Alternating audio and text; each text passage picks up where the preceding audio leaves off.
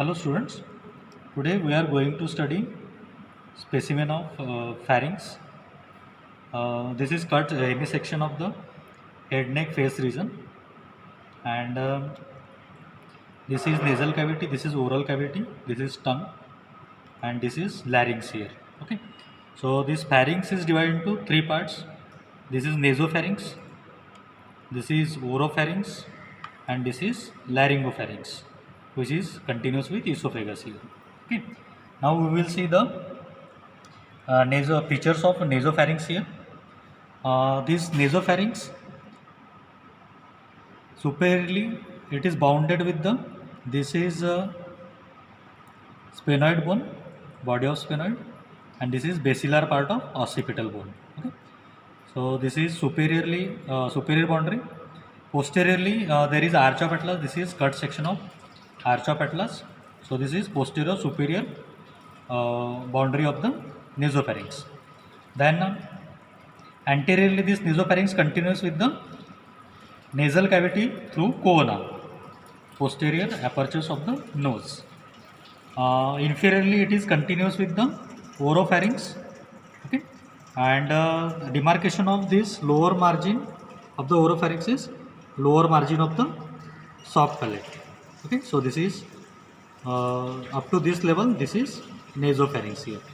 Okay, then below it is continuous with the oropharynx, and through opening through auditory tube, this is opening of the auditory tube. This through this opening it is continuous with the communicate with the middle ear cavity. Okay, so this entire part is the nasopharynx. Okay, then here in lateral wall we see the few features. In the roof, this part here there are presence of the lymphatic aggregations. This is called as nasopharyngeal tonsil. Okay, so in the roof here we see the nasopharyngeal tonsil here. Okay, then in lateral wall of the nose we see the opening of auditory tube. This is opening of auditory tube, and this is this above and posterior to the opening of auditory tube. This is tubal elevation. Okay, and this tubal elevation lodges the aggregation of the these lymphatic aggregations, and these are called as tubal tonsils. Okay, so these aggregations here, these are called as tubal tonsils. Okay, then extending from the posterior margin of this tubal elevation, this is fold we are seeing, and this is salpingopharyngeal fold containing the salpingopharyngeal muscle. Okay, so this is salpingopharyngeal fold containing salpingopharyngeal muscle here. Okay, so these are features in the nasopharynx. Okay, so this is entire nasopharynx. Then this is oropharynx. Boundaries of oropharynx, upper and lower limit. Upper limit is lower margin of the soft palate, and lower limit of this oropharynx is the upper margin of this epiglottis. Okay, so from here to here is the oropharynx. Okay, then posteriorly this oropharynx, this is bounded by the second body of second and third cervical vertebra. Okay, body of second and third cervical vertebra, and in front of vertebra there are prevertebral muscles and prevertebral fascia. Okay, so this is posterior boundary. Then superiorly it communicates with the nasopharynx, and this is nasopharyngeal isthmus. This is bounded by the lower margin of soft palate, and posteriorly there is passavant trees. These passavant trees is formed by the fibers from the palatopharyngeal muscle. So here at this level there is passavant trees. Okay, so this is nasopharyngeal isthmus. Through this nasopharynx and oropharynx is communicate with each other. Then anteriorly it communicates with the oral cavity, and here is the oropharyngeal isthmus. This oropharyngeal isthmus, this is bounded by, this is palatopharyngeal fold, okay, and this is lower margin of the soft palate, and anteriorly this is base of the tongue. So this forms the oropharyngeal isthmus here, and through this isthmus oropharynx is continuous with the oral cavity. Okay, then below it is continuous with the laryngopharynx. Below this is continuous with the laryngopharynx. Okay, so these are its communications. Then features in the oropharynx, in the lateral wall of oropharynx, we see the presence of this palatine tonsil. This is palatine tonsil, and this palatine tonsil is present in the fossa, tonsillar fossa, and this is bounded anteriorly by the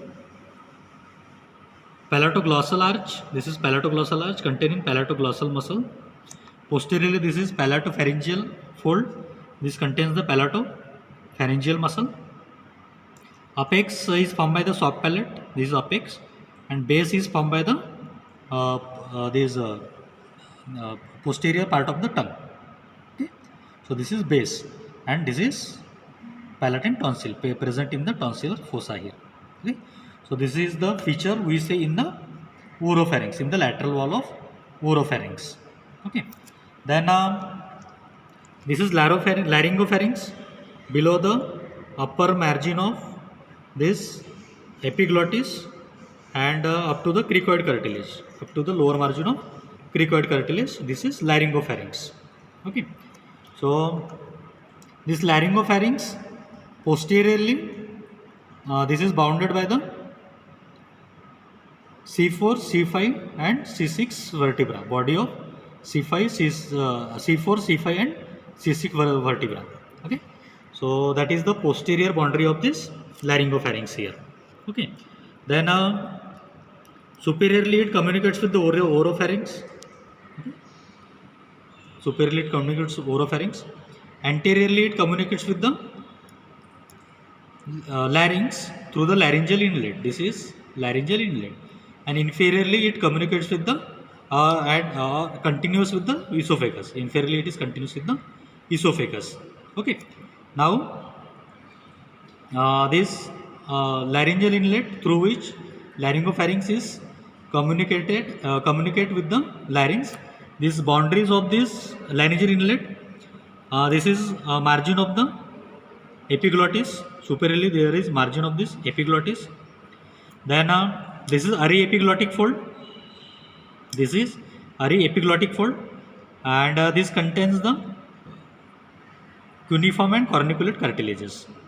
Okay, in lower part this contains the cuneiform and corniculate cartilages here. Okay, and in lower part there is interarytenoid fold. Here there is interarytenoid fold. So this forms the boundary or margin of the laryngeal inlet here. Okay, then another feature we see in the laryngopharynx, this is thyroid cartilage.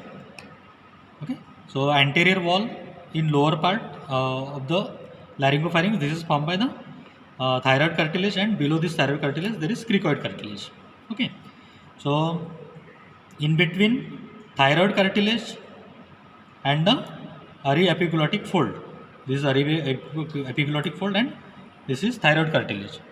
So here there is presence of the depression. This is called as pyriform fossa. Okay, so boundaries of pyriform fossa, anteriorly this is bounded by the aryepiglottic folds, and this is the lamina of thyroid cartilage. This is lamina of thyroid cartilage. This forms the boundary of the pyriform fossa. So this is pyriform fossa feature we see in the laryngopharynx. Okay, so this is about pharynx we see in this specimen. So this is nasopharynx, this is oropharynx, and this is laryngopharynx. Thank you.